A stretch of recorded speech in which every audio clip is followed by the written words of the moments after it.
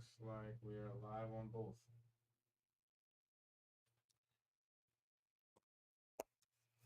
What up, what up, what up? Wait, we're live on TikTok and Yep. Facebook? Yep. Oh, it didn't come up on the screen the same way. Okay. Um, YouTube as well? Yes, we are checked off. Oh, Facebook, wow. It looks YouTube. way different. Like, I can't see any comments on this screen. Oh, it's plugged in directly to the It- cam. no, that's fine. That's fine. Okay. You just have to tell me everything. Yep. I don't know who's chiming in or whatever via Facebook. So let people start rolling in, get things moving. Man. So we always start with what I'm grateful for.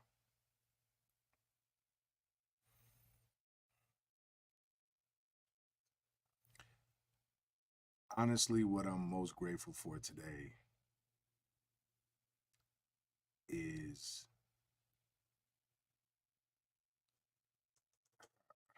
my wife. My wife played the perfect hype, what we call the hype man role. She played the hell out of the tambourine yesterday and this morning. If you don't know what I'm talking about, I would advise everybody to go watch Chris Rock, Chris Rock special Tambourine. It's like not this latest special, but the one before that. So basically, I'm just been on what do we call it, grind mode, 7 days a week, keeping myself working. And it's just that time of the year for me where some days where I would get a morning off, I don't have a morning off, and I'm just constantly working. Day starts at 4 a.m. Day doesn't end till somewhere between 7 and 9 p.m. until I get home and then just shut it off. So it's been a constant grind mode, and it's gonna be like this all the way to the end of June.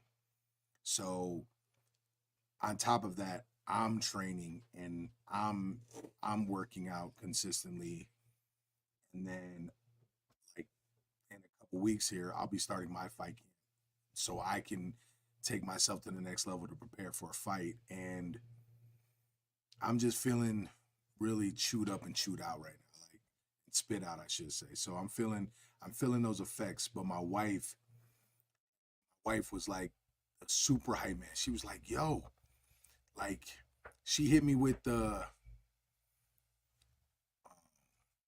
when you took over the gym, you only had 3 students. Now, and you blew it out, and then you got hit with COVID. And now it's bigger than it ever was before. And you're doing all these other things because I was like, man, I was talking about where, like, man, I just want to get us to a point where you don't have to work. And it's like, I'm so close, but yet so far away. And she was just like hyping me up and letting me know that I'm on the way. And I didn't ask for any of it, but I didn't realize how much I needed it. And then this morning she could tell I was run down before I walked out of the house. And honestly, my son too. My son is weird because he's 13 years old. And Corey, you'll feel me on this. My son just gave me the biggest hug. It was like, "I love you, Dad, and I'll see you on Tuesday." And like that let me know he's coming over on his mom's day. He wants to be at my house because she works, which was different. And I was like, man, I'm like, I got such a loving son. It's so weird because growing up, you don't tell your dad you love him. You don't give him hugs. You don't do none of that. That's soft. That's that soft stuff. And here it is. Here is this 6 foot, 250 pound kid, just love you, Dad. Big hug. I was like, man. So I don't know. I'm just grateful for my family and whatnot. So yeah, you could always chime in. Let me know what you're grateful for. I always appreciate that. Um, so today's podcast is about if I ruled my world. It's basically a continuation off of a lot of other things that we've spoken about. I'm starting to love the fact that I can play videos, so this makes it more fun. And I've talked about this man before, but Tim Grover, this book, Relentless, From Good to Great to Unstoppable, I recommend this book to everybody. So especially if you're learning, if you either want to learn how to really conquer your mind and conquer your what you're doing, or if you're like me and you're an obsessive person, you get focused on something, you get really driven on it, and you got to do it. This is a good book to let you know you're not 100% alone and you're not 100% insane. So, before I dive any further, I want to play this clip. I'll probably play this clip a few times, but I want to kick off the show with it, and I'll probably play it again as more people come in. So, can we hit him with the clip right now? Came up to me when she was like 5 years old and says, "Daddy, why do you travel so much?" And so I said, "Sweetheart, this is how I take care of the family. This is how I provide for you. This is how I take care of mom. This is how I put a roof over the head. This is how I put food on the table." She goes, "Daddy, if I eat less, will you stay home more?" At age 5. I was packing for a trip. Now, if this was a fairy tale, I'd have unpacked my bag, I'd have grabbed her hand, we'd have went out for ice cream. I kept packing. And then many years later, I sat down my daughter and I said, "Hey, I want to talk to you." And I wanted to discuss with her why Dad is the way he is. And before I could even start, she goes, "Dad, I understand." She goes, "I could see what you provided for Mom and I. I could see the sacrifices you made for us."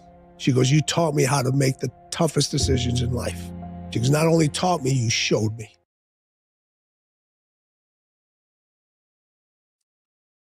Yeah, so that was Tim Grover. And when you hear that,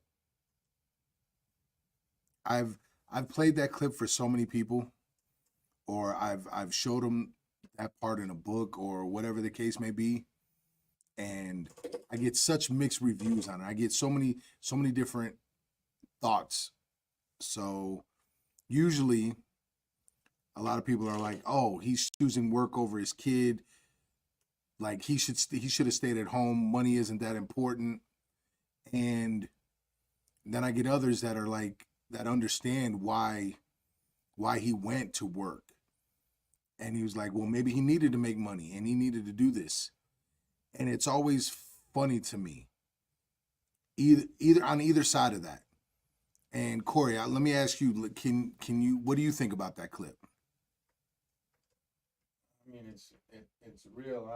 I'm happy that his daughter came to that realization because many kids do not, and kind of internalize that, that parent not being there. Mm-hmm. But I mean, it's as real as it can be. You're doing whatever you have to do to make what you need to happen for your family, and you basically go and do anything that you need to do to make that happen. Cool. So if you didn't hear Corey, he was basically talking about how he's happy that that Tim Grover's daughter was able to realize that on her own, realize the importance of that, but also how real it was as far as a man's got to go out and work and make money and do these things. Now, I don't believe Tim ever talks about the why in depth, other than, yeah, I need to provide for my family, I need to do this. And those of you that are just coming in, Tanisha, what's up? Those of you that are just coming in, we're going to play the clip again. I just want to talk about it a little bit and then we'll go into it. I think I looked at it that way, as the financial aspect. Hey, Stacy. As far as the financial aspect, I know I looked at it probably back at that way 2018, 2019, right? When I first started running the gym, and I was in such a financial bind of switching from music business over to the gym and trying to make everything meet. It's so much different now how I look at it. Because if it was just money, If he was doing it just for money, then I would say even as an obsessive person, I would disagree with him and say he should have been with his family. Mm. Because at some point you have enough money. And I believe at this time, he's already worked with Michael Jordan for a while. Because I believe his daughter was his second child. I could be wrong, but regardless, he wasn't married. I don't believe he was married when he first started working with Jordan. So by the time he's married and got a kid, he's already worked with Michael Jordan. He's further along. Money isn't the thing anymore. It's when I would love to, like, I messaged him every once in a while on Instagram, and he responds. He's to the place now, I don't know if I'll ever get a chance to interview him, but this is one of the questions I would ask him, because when I think about this, I think about it this way. Man, it's making me emotional. We teach our kids, especially entrepreneurs, we teach our kids to follow their dreams, to work hard every day to build their dreams to a reality, no matter what it is. If you want to be a scientist, then damn it, be the greatest scientist you can be. You want to be a doctor, be the greatest doctor you want to be. If you want to be a garbage man, be the greatest garbage man or woman you want to be. You want to be a teacher, be the greatest you could be. What is the point of doing something that you love and not want to be the greatest at it? Why not put in all the work? The greatest you can be, right? Not better than someone else. Be the greatest that you could be. Let's see what your max potential is, right? Let's see what that is. So when I think about Tim Grover talking about his daughter, his 5-year-old daughter saying, "Daddy, if I eat less, can I just stay at home?" Even if money isn't the thing, if he changes up his discipline and he chooses to stay home instead of following what he truly believes is the right thing to do, that he wants to do, he wants to work. He wants to do this. He wants to provide. Even if money isn't the thing, he recognizes that him building his dream and continuing to build his dream and continuing to strive to be the greatest he can be, that is going to teach his kid so much more than sitting at home and going to get that ice cream. So beyond the financials, if he doesn't continue to build out his dream and continue to push himself to be the greatest version he could be, then what is he really bringing home to the table to his kids? Does that make sense, what I'm saying? Hopefully it makes sense to everybody, what I'm saying. And I watched my first marriage fall apart because I didn't understand. Well, you know what? Let me rephrase that. I watched my first marriage fall apart because nobody understood that this is what I had to do.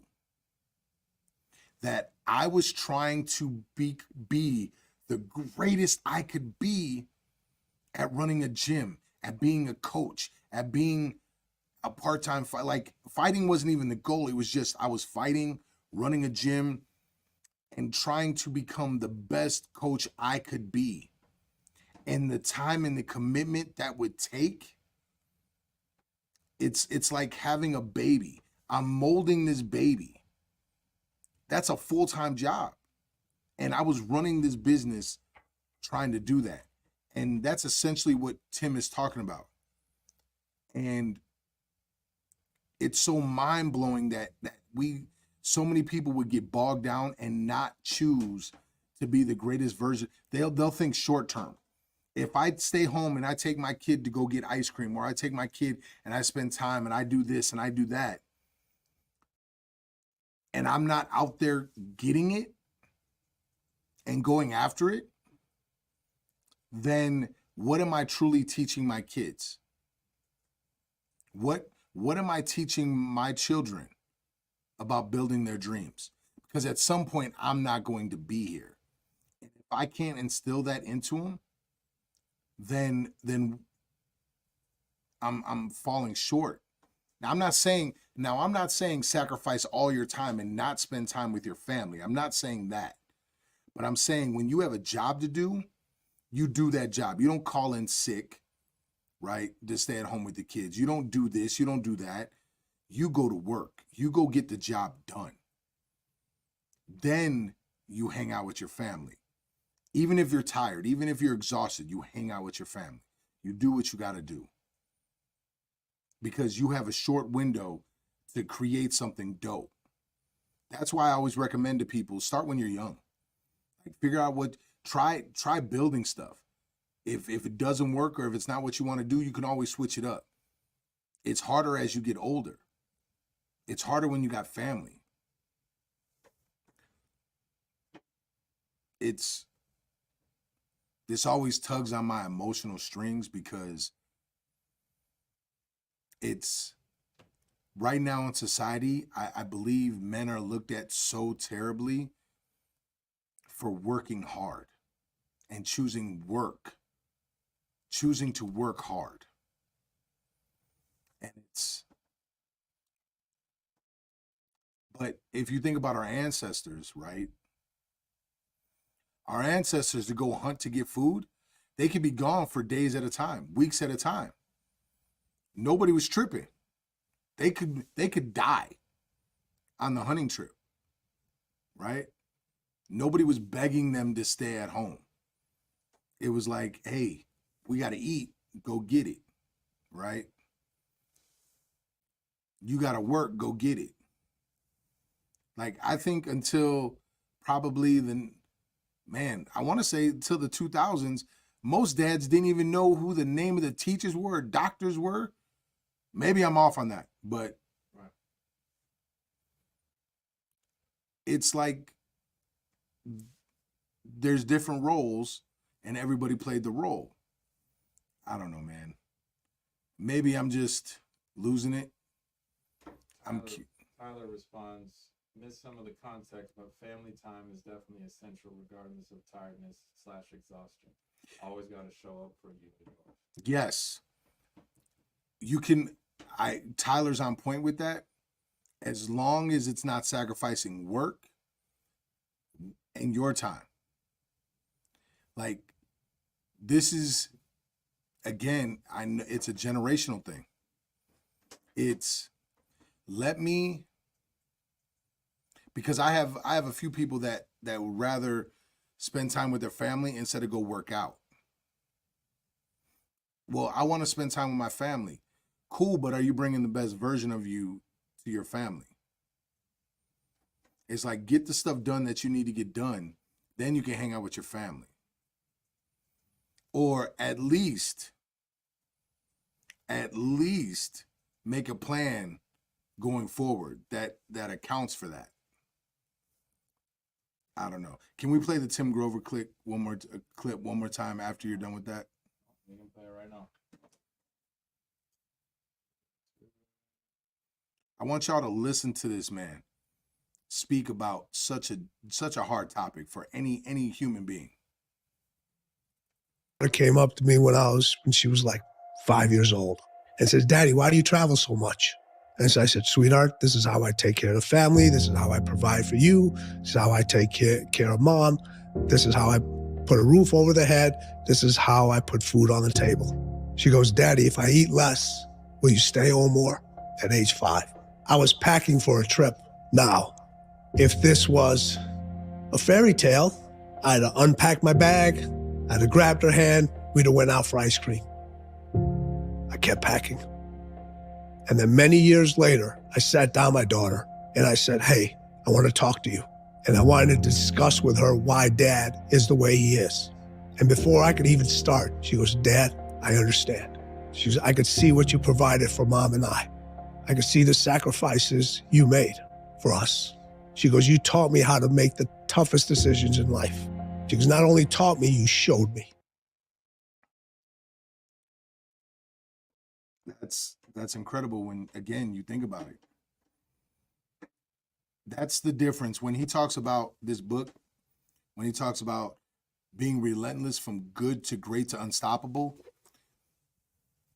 how many people really choose to be unstoppable? How many people choose to not be distracted by other things? So how many people choose to be the greatest version they could be? I'm putting together something for social media for the next basically 10 days where I'm talking about the different things like this, where it is, I'm not going to front, it's selfish. In order to be great, you have to be selfish. You just don't have to be selfish 24 hours a day, right? It's like you're taking the time to be focused on you. And that's where having the right people in your life is so important. My first marriage and my ambitions and my values and my goals didn't line up. Didn't line up at all. Because I am such an obsessive person that if I want to do something, I can't do it halfway. Like I wouldn't know how to do a podcast halfway.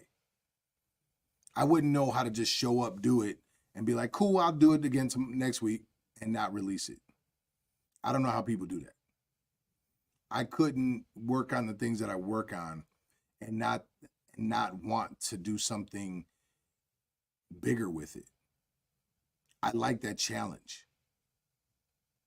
I despise it a lot of times in those moments, but overall I love it. It's when you choose to be a leader, when you choose to go after something, that's when you start to conquer your own mind. Think about it this way. If you're not doing the things that you love to do, how is the best version of you going to show up for your family? How are you going to show up and be the best man or woman for your family? How is that possible?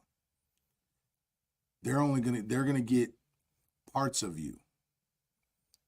Let me rephrase it. They're going to get the leftovers, right? Because you're not bringing the best of you. I watched a clip once. Oh, I got to send it over sometime, Corey, where I think it's from the 70s or 80s, and it's a dope interview. Man and woman are talking. They're both very, very successful, and I believe authors. I can't remember, but she said, the woman said, come home and lie to me. She said, you are out there. These are two black people talking. She was like, you're out there basically, you're putting a smile on your face for all these white people, but you're coming home and not having a smile for me. So I get the worst of you. They get the best of you. I get the worst of you. And she said, you got to come home and lie to me. And he said, I can't lie to you. I can't lie to you. She said, yes, you can. Because I deserve the best of you too. I deserve those smiles. And it's something that, like I said, it's something I'm writing about. And it's something that I started to learn by reading this book, Relentless. Again, this book right here is, I didn't know how to wear a mask. It's like the monster was always out because I'm always obsessive. I'm always trying to conquer something. I want to be the best at it. I want to do this and I want to do that. And I realized that, oh, you have to wear a mask when you come home. It doesn't mean that you're lying. It means that your family has to see you smile. Your family has to see you in a good mood. Your family doesn't deserve to see you tired and sore and beat up all the time. You got to find a way to suck it up and bring that best version home. You gotta find a way to engage with your family and have fun. Talk a little crap. Enjoy life. Even if it's just 10 minutes. You can't be the warrior all the time at home. And I believe I talked about that on here before. These are ways that you can conquer your own world, right? And any questions can start coming in. Any thoughts on this can start coming in. It gets deep. When you read this book, so he talks about coolers, closers, and cleaners. So the closer can win a game if given the, oh, wait a minute. Let me back it up. A cooler is careful. He waits to be told what to do, watches to see what everyone else is doing, and then follows a leader. He's a mediator, not a decision maker. He's not taking sides unless he's forced to. He can handle a certain amount of pressure when things are going well, but when things get too intense, he kicks the problem over to someone else. He can make a huge play, but he's ultimately not responsible for the outcome. Excuse me. He's a setup guy, keeping things cool until the closer or cleaner can take over. What's funny is my 13-year-old son right now is a cooler. He doesn't like making decisions. It's funny though, because he did MMA class, and when he shut his brain off, he looked outstanding. The punches, the takedown, I was like, oh my God. It's like he was born to do this. This is crazy. This is where I think a lot of people, and I mean, I'm sure we know some coolers other than my son. I expect a teenager to be like that, right? But I'm sure I know some coolers. I know people that don't like to make decisions. A closer can handle a lot of pressure. He'll get the job done if you put him in the right situation and tell him exactly what you need him to do. He'll study all sorts of scenarios so he can anticipate what might happen. But he's uncomfortable when faced with something unexpected. He seeks attention and credit, and he's very aware of what everybody else is doing, what others think of him. He loves the rewards and perks associated with his fame and would choose financial security over winning or success. A cleaner, oh, there we go. How many closers do you know, Corey? Very few. Count them in one hand. A cleaner is rarely understood, and he likes it that way. Here's what I'm talking about. Coolers can have an amazing game. Closers can have an amazing season. Cleaners have amazing careers. Coolers worry about the competition and how they measure up. Closers study the competition and plan their attack based on their opponent. Cleaners make the competition study them. They don't care whom they're facing. They know they can handle anyone. Coolers avoid taking the winning shot. Closers take the shot if they know they have a good chance of making it. Cleaners just trust their gut and shoot. They don't have to think about it. The closer can win the game if given the opportunity, but the cleaner creates the opportunity. The closer can be the star, but the cleaner maneuvered him into the job. Cleaners never need a kick in the butt. Everyone else does. Good, great, unstoppable. When you're a cleaner, you keep pushing yourself harder when everybody else has had enough. You get into the zone, you shut out everything else and control the uncontrollable. You know exactly who you are. You have a dark side that refuses to be taught to be good. You're not intimidated by pressure, you thrive on it. When everyone is hitting the in case of emergency button, they're all looking for you. You don't compete with anyone. You find your opponent's weakness and you attack. You make decisions, not suggestions. You know the answer while everyone else is still asking questions. You don't have to love the work, but you're addicted to the results. You'd rather be feared than liked. You trust very few people, and those you trust better not let you down. You don't recognize failure.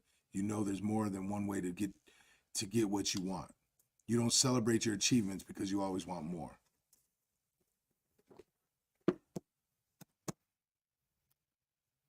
Why would you want it any other way? Now, have I learned some different skills to go along with that? Yeah. I've learned it's okay to take 5 minutes to enjoy what I've accomplished. It actually pushes, it helps drive me more to look at, man, look at what I built. Look at what I've done. We've won. It feels so good to win. And I'm talking about this in a post I got coming out, where take a whole 5 minutes, enjoy it. And it's weird. I'll cry a little bit. It's exciting. I won a championship. Oh my God, that feels so good. I swear to you, within 10 minutes of winning, I'm already thinking about the next mountain to climb. I'm only crying. It's not even excitement. I wish I could tell you that I cried tears over all my wins because they're out of joy. Most of the time, I'm shedding tears because I know what it took to get there. I know the sacrifices. I know the work that I had to put in, the pain, the suffering, the time I missed with family, the time I missed with friends, the time I missed that I'll never get back. It's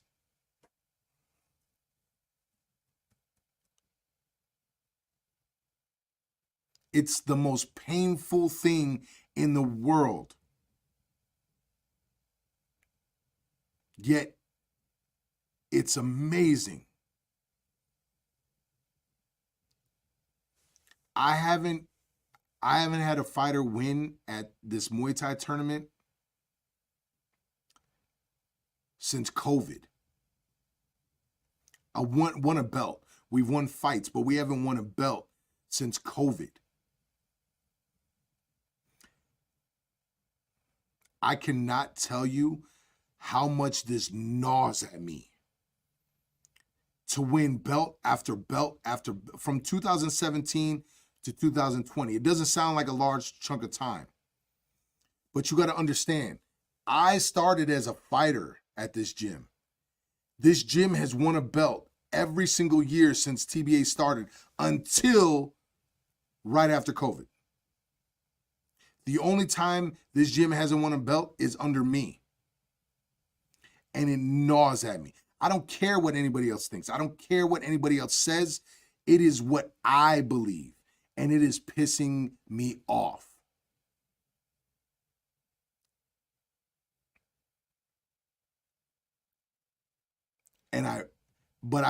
It's weird because I've won the other tournament ran by other people. I've had other championship fighters in the other tournament, but this one is the big kit and caboodle. This has got over 1,000 fighters. This is the one.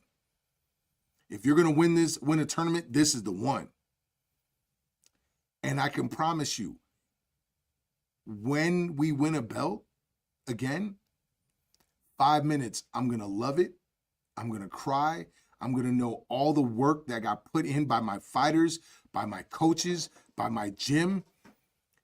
And within 10 minutes of that win, I'm going to be thinking about the next mountain to climb. I'm going to be thinking about the next fight, the next thing to do. It is, I can humbly say, and I don't like to use the word humble,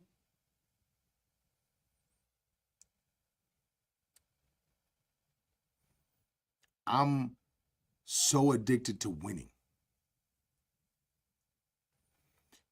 And I'll take it a step further. It's not even winning. It is the pursuit of it. It is this puzzle that is forever changing. It is this chess game that never gives me the same look more than once. I can beat this. I can win in 3 moves and turn around and get smacked in 20. It is the most frustrating, mind-boggling thing that I'm in love with, constantly trying to solve. And having different fighters, having different people go through it, it's a constant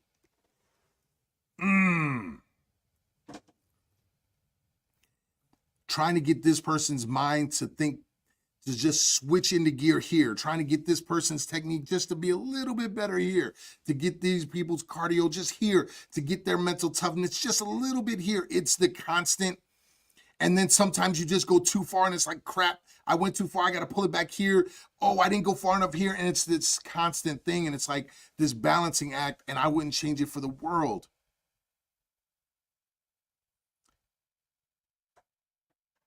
And it's so weird because winning the belt isn't even 100% on me. I could call the greatest fight in the world. But if they don't do it, we don't win. And it's still 100% my fault because I didn't get them to do what they needed to do to win.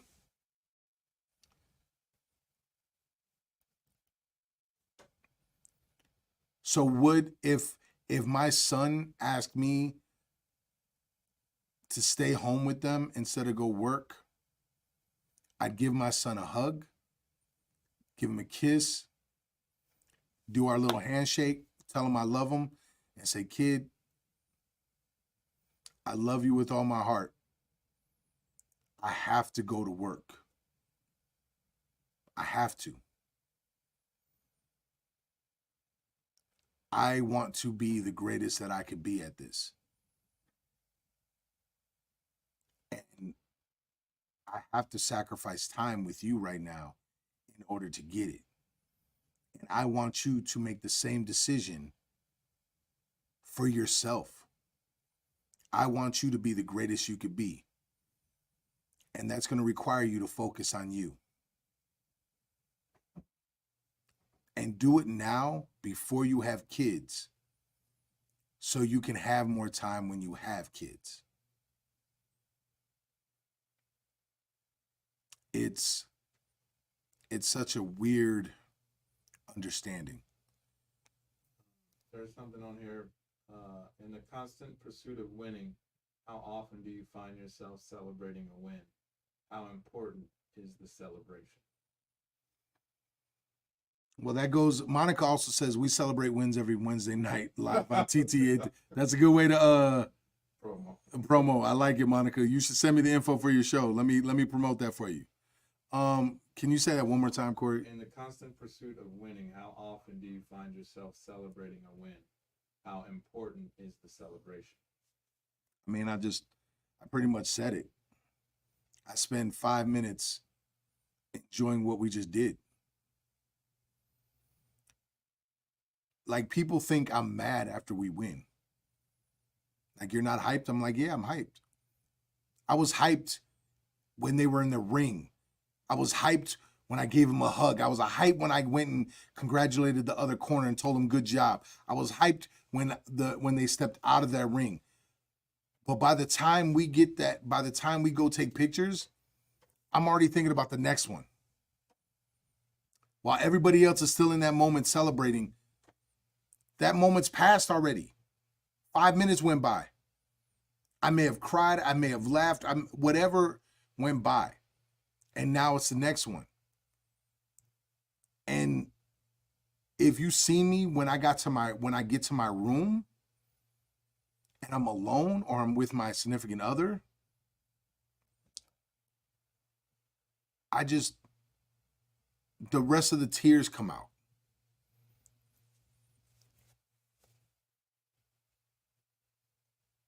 Because it's funny because I watched the person go from over here to over here. I watched them grow mentally, physically, emotionally. I watched them transform into something great, into this great unstoppable version of themselves to accomplish something so dope. And where we had to go, we walked this path together. And where we had to go was not pleasant. It was dark and painful and sad and joyous and hard, and blood, sweat, and tears were given to make it. And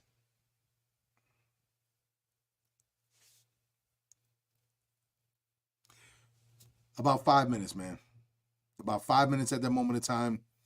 When I get home, I might recognize that I might have a whiskey, right? But my brain can't even stay there. I'm already focused on the next one. I force myself to enjoy it for those 5 minutes. The difference with me now is that I recognize that I've won. I don't keep moving forward like I didn't win. I used to do that. I used to move forward like, oh, yeah, we won, but we could have lost that, so I got to work harder. No. We won that. I want that again. I want that win again, so now I got to work. If we lost, I want to freaking win. I had to pause that. Woo. I want to freaking win. So now we got to work hard. No matter what, I want that win. I have so much respect for the teams and the athletes that go back to back. The fighters that defend their title. The champions who win and defend their title and come back and win it again. That's a beautiful thing because the hardest thing to do is stay on top. Because everybody's coming. Everybody's coming for the crown. Everybody wants it. That's what makes being a leader so hard. That's what makes being on top so hard. Because you can't pay attention to them. You got to pay attention to you. You got to grind. You got to go after that win. You got to decide in that moment that you control your mind and know in ways that nobody else can. And if you don't have the right people at your house, it is not going to work. The people that want to teach their kids love and compassion, that's great. Teach them this first. Teach them how to build their dreams first. Teach them by showing them. Teach them that you control your mind. That you're willing to make sacrifices to build your dreams out. Can we play that one more time? Please. Ooh. Came up to me when she was like 5 years old and says, "Daddy, why do you travel so much?"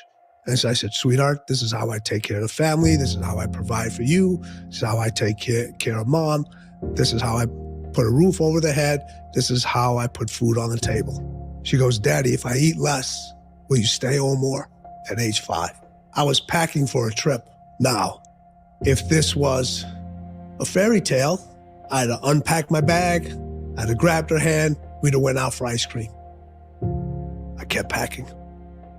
And then many years later, I sat down my daughter and I said, "Hey, I want to talk to you." And I wanted to discuss with her why Dad is the way he is. And before I could even start, she goes, "Dad, I understand." She goes, "I could see what you provided for Mom and I. I could see the sacrifices you made for us." She goes, "You taught me how to make the toughest decisions in life." She goes, "Not only taught me, you showed me." Love when he says in a fairy tale world. We live in reality. There is no world where you can kiss Sleeping Beauty. She wakes up and you live and everything's just happy. I love when Kobe talked about it. He's like, nah, they should have kept the story going because probably a week later he was sleeping on the couch because an argument happened. We don't live in a fairy tale world. We live in a world where if you want to build something, we have the capabilities of building it. If we dream something, we have the capabilities of doing it. No matter what it is. You want to be a doctor? Great. You have a reading, what is it? A reading disorder? Is that a thing? Yeah. Cool. It may take you double the amount of time to become a doctor than everybody else, but you can still do it if you want to do it. Right? You just got to put the work in. And what he's saying in this book, what I'm saying, what so many of us are saying is that stop listening to your feelings. Because I bet you, I can 100% tell you that his feelings, he wanted to stay at home with his daughter. Every morning I wake up, I'd rather stay in bed with my wife. Today, when my son gave me a hug, I wanted to just stay and hug him and play video games with him and hang out with him. But you know what? That wouldn't have helped either one of us, because at the end of the day, I got to go to work. I got things to do. He's got to go to school. He's got a job to do. Life isn't about sitting around and playing games all the time. My feelings may want that, but I can't listen to it. And the reason why there's tears coming down my face right now is because it's hard. If you're not living a life where you got to make tough decisions like this, then I ask you, are you really doing what you love to do? Do you have the right people in your life? Because, yeah, it's easy to go grind it out when the person at home, the values don't match up, they're not aligned, and that person isn't supporting what you do, and you're constantly getting hit over the head and with the barrage of, you're not doing this and you're not doing that, and it's like you're in this war at home. Then yeah, it's easy to want to go work all the time. But when you've built a stable home, when you're the leader of a stable home and you got the person that believes in you, and you got kids at home that want to be around you, yeah, that's hard. Because your feelings tell you stay at home, and you got to tell your feelings to shut up, and your mind better be tough enough to go forward. So when I say, when the topic of this is, if you, what is it? If I rule my world, it's ruling your mind. Your world is your mind. Your universe is your mind. Can you rule that? Can you go to work regardless of how you feel? Can you go get the job done regardless of how you feel? I said it at the beginning. I know I'm getting burned out. I am getting ready for a camp, so that requires me to train more. I got a hip hop project right now. I'm doing the podcast. I'm working on a book. I'm doing social media. I'm running the gym. I'm coaching. Like I have not had a morning where I could just sleep a little bit longer than I want to. I know I'm burned out. My feelings are hurt. My feelings are exhausted. And my mind is pushing it and pushing it and pushing it and pushing it, because I know I just got to go a little bit further. This is the cost to play the game. I'm still getting enough sleep. I just recognize that I am just mentally exhausted. But that's okay, because I could do one more, and I could do one more, and I will keep doing one more until we are through the tournament. And then I could take a day and and I could sleep a little bit longer. Or maybe I won't come to the gym on a Saturday or a Sunday. I'll probably take a Sunday off. That'll be the greatest feeling in the world. And I'll still be working. It sounds psycho. I get it. I'm an obsessive person. And you know what I've just learned too, Corey? There's no difference between Michael Jordan and Kobe Bryant and psychopaths. We're all psychopaths. Anybody that's willing to do this is psychopath. We've just pointed our stuff in a different direction other than killing people. Serial killers are obsessive too. Oh, you're forever welcome. When I go on a rant like that, that's not me complaining. That's me being honest. But you're very welcome. Because I wouldn't have it any other way. I want you to understand that this isn't all rainbows and sunshine. It's hard. But I wouldn't change it for the world, because when you get a chance to compete, I don't have to look at my mirror and wonder, did I do enough? I can look in the mirror and say, okay, I need to do this better. But I'm not questioning myself. Did I do enough? No, I did everything I could. I did everything I humanly possibly could. Oh, I hunted it. I chased it. I went after it. I walked that path. I climbed that mountain. I just came up short. Okay. I came up short. I slipped at this part. Okay. Boom. Fix that. We can get that. Let's go. Easy money. Let's go. Hopefully y'all get what I'm saying. Anybody else comment anything? Ask questions? Look, everyone should read this book. And he's got a second book called Winning. It's crazy. And I bet right now, if I ask people, is LeBron James a cleaner? What team did he join? What team did he join when he left? Michael, what up? What team did he join when he left Cleveland? Miami. Who put him in the spot to be the superstar? Dwayne Wade. It's called Relentless, From Good to Great to Unstoppable by Tim Grover.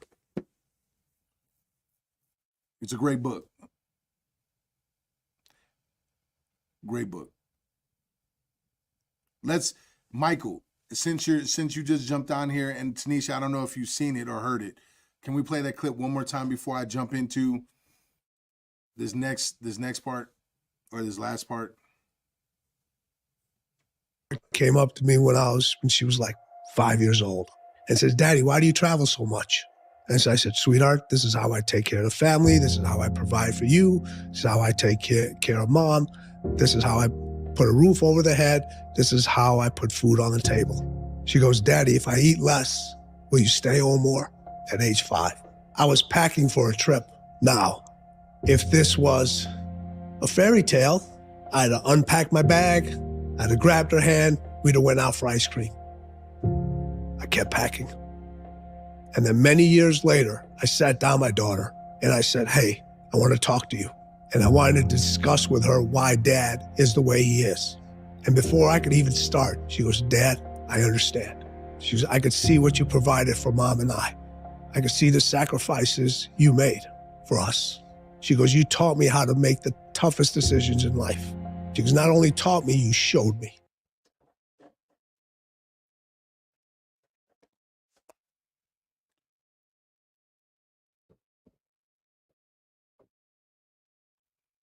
Yeah, it's hard, man. It's really, yeah. So Michael's talking about how he understands this. He travels a lot. Tanisha said it's been a conversation we have a lot within our family. Yeah.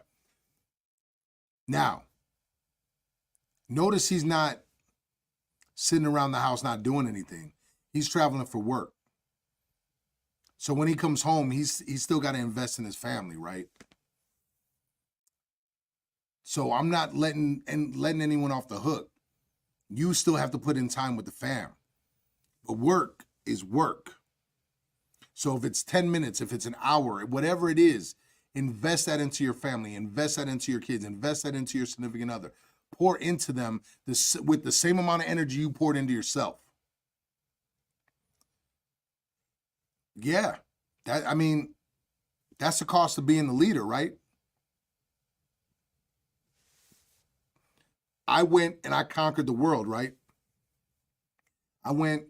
If I was my ancestors, I went on a hunting trip to go get that, mammoth. I went to go get food, to provide food, warmth, all this stuff. I went out and got it, right? But now I got to put the same energy into my family. All the same energy I put into that work, all the same energy I went to making myself great, I have to invest back into my family when I am with my family, because I want my family to be great. So I invested the time to be the greatest version I could be, so I can now pour all that same amount of energy into my family. It doesn't matter if it's 10 minutes, an hour, a day. It does not matter. Whatever time I have with my family, I must invest in my family. Sometimes my work travel is is a week long, but my kids know it's a sacrifice that will pay off. Exactly. You come home from that week, you invest that back into them. That's what I love about Kobe. Kobe put it best. Kobe was like, yo, it doesn't matter if I'm hurt, because if I had a torn hamstring, would I go up those stairs to save him if there was a fire? Yep. So I better find a way to play with him. If I had a fever, would I still play that game? If I had no sleep, would I still play this game? Yeah, I would still play that game. So that's the same energy you got to bring to your family. That's what makes the sacrifices so dope. That's what makes it incredible, is that when they see that you can sacrifice to be the greatest version of you, but you're still investing time into them. Now I'm in the process of trying to teach my son, show my son who I really am. Because he made a comment to my ex-wife. They were looking at pictures. He was like, oh, I miss Goofy Dad.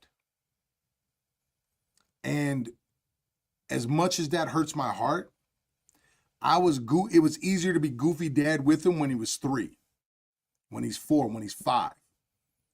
When he's 13 and he's got homework, he's got training, he's got this, he's got that.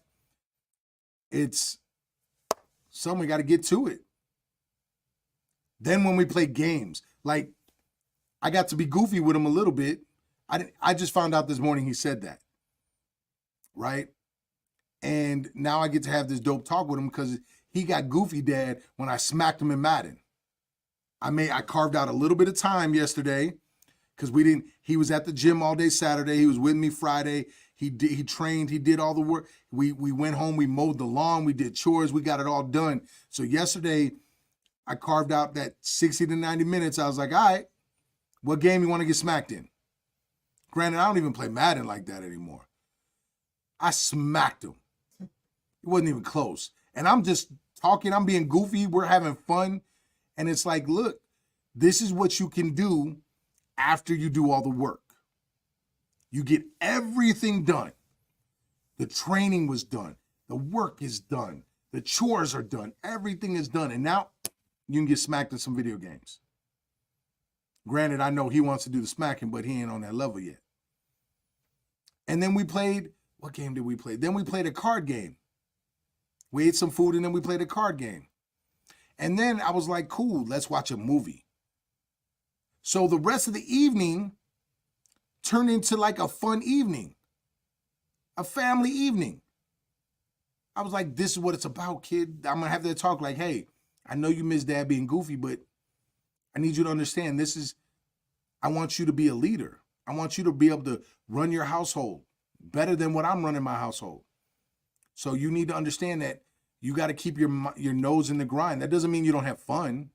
You just keep your nose in the grind. And when you think I'm serious at work, I'm in my element. I'm having fun, son. So it looks like I'm serious, but I am having fun. And then we get to it. And then when we get it all done, now there's room to have fun. Now there's room where we can relax and be goofy and have fun. When you're 3, 4, or 5, Dad looks goofy all the time because all we have to do is wrestle and play. Tanisha just said it. Goofy just looks different as we grow. Yeah. So Justin said he'd be interested in knowing the feelings of Tim Grover in hindsight about that quote if he lost his daughter, because that'll change things. You can't get that back. Knowing his character and the way he talks about Kobe and the way he talks about everything else, he would say, I still did the right thing. Because you can't, and the reason why, I'll take it a step further because I feel the same way. You can't plan for that. So if you adjust everything with the fact that that might happen, you're not going to be the most fulfilled person. And now, because a lot of people live on that fear, now you're not going to become the greatest version of you that you could be. So now your child may not become the greatest version they could be. Now, if Isaiah or if one of my kids, if I lost one of my kids,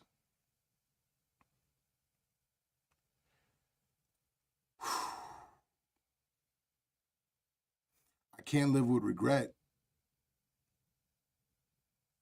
I would look at it as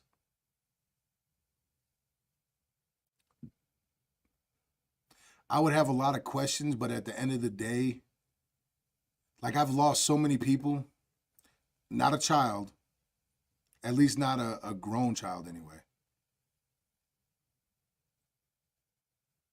Or I'm trying to figure out.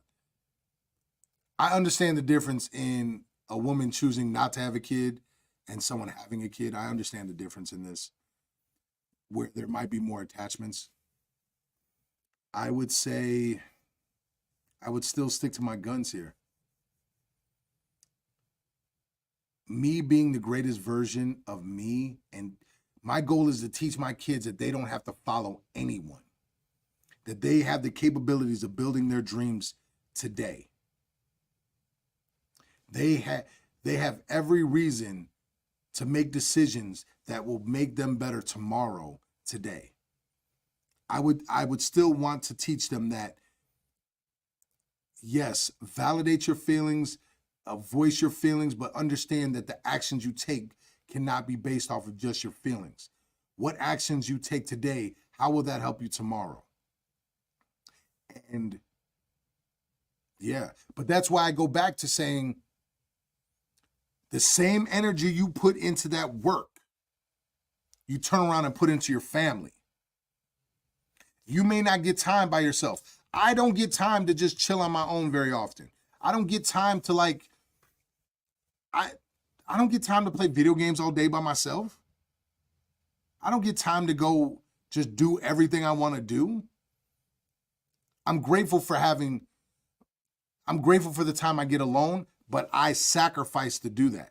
I get up at 4 a.m. to get my own personal time. I could get up later and still function and get things done and go to work, but I need that time for myself. So my time, I sacrifice for my time. For my alone time, I sacrifice sleep for that.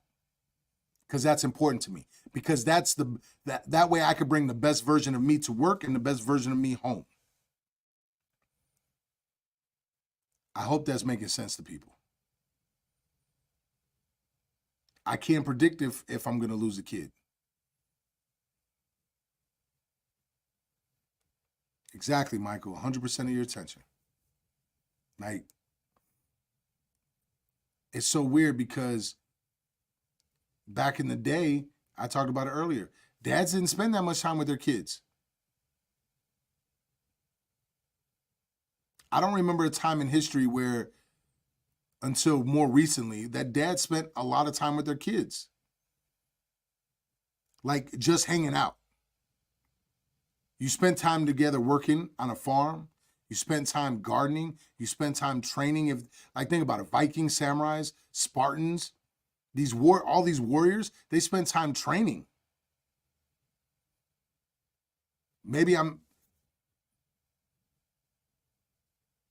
Any correction, Corey? No. We live in such a peaceful environment now. We are so blessed that we are gifted more time to spend. If it didn't rain, I was going to enjoy tossing a football around with my son. I smacked him in Madden, and then we were going to go play football, and then it rained. I was like, all right, we'll play cards, which is still dope. Like, I'm curious what people consider spending time with their kids. Because to me, if I'm doing this and my kid is next to me doing this, we're not spending time together. We're just by each other.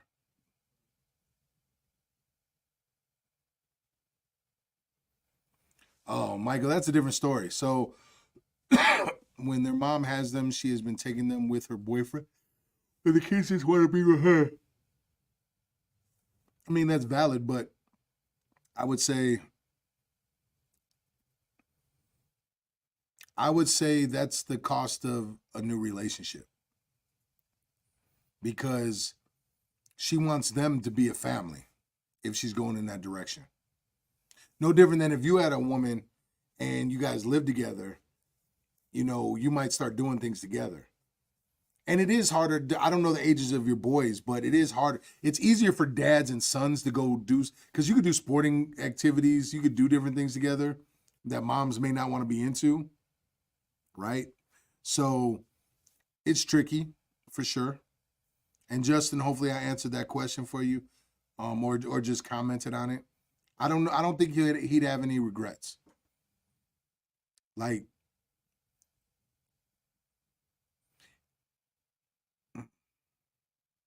because his daughter understands, right? His daughter understood why he was doing it.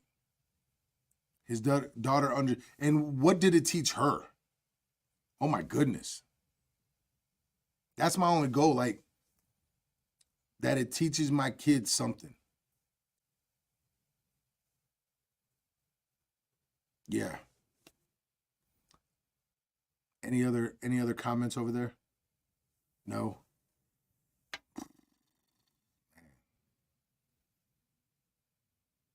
In order to conquer your world, which is your mind, you have to decide that you're going to lead the path. You lead it. Your mind.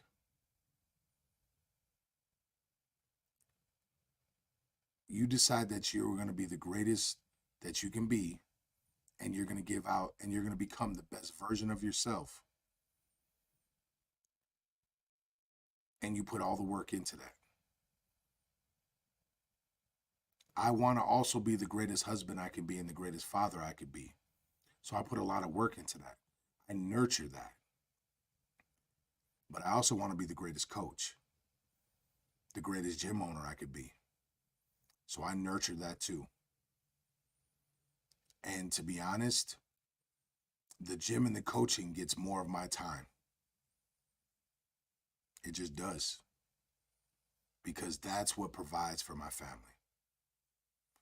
And that's what will allow me to be the best version for them. That's why I'm very happy I got a queen that balances out the home. She makes the house a home. As she would put it, she puts love into the food. She puts love into the house. It's a beautiful thing. So hopefully that helps you guys. Again, check out this Tim Grover book. I am not sponsored by this book. I am not paid by this book. This is not a paid endorsement. This is strictly me trying to help you guys out, because this book got me through some very tough times when I could not walk, when I was stuck in a hospital bed. This book kept me going. And it was recommended by a woman who said when she listened to me, I sounded like what he was talking about in this book. And I never read this book until then. And then I went through this book and it was so amazing. This is the man that trained Michael Jordan, that trained Kobe Bryant, Dwayne Wade, so many other people. Great man. And you don't have to agree with him, but it gives you a different perspective, and maybe you can understand someone like me, someone like them, who's very obsessed with becoming great, unstoppable, has this obsessive nature that is just cannot be quenched, cannot be satisfied. So I love y'all, man. I appreciate y'all so much. We'll be back next Monday. Let me DM me. Let me know if there's things you want me to talk about. Corey, thank you again, man, brother. Like figuring out how to play the videos, I appreciate that. Everything you do, I appreciate. Man, I appreciate y'all so much. Peace, love.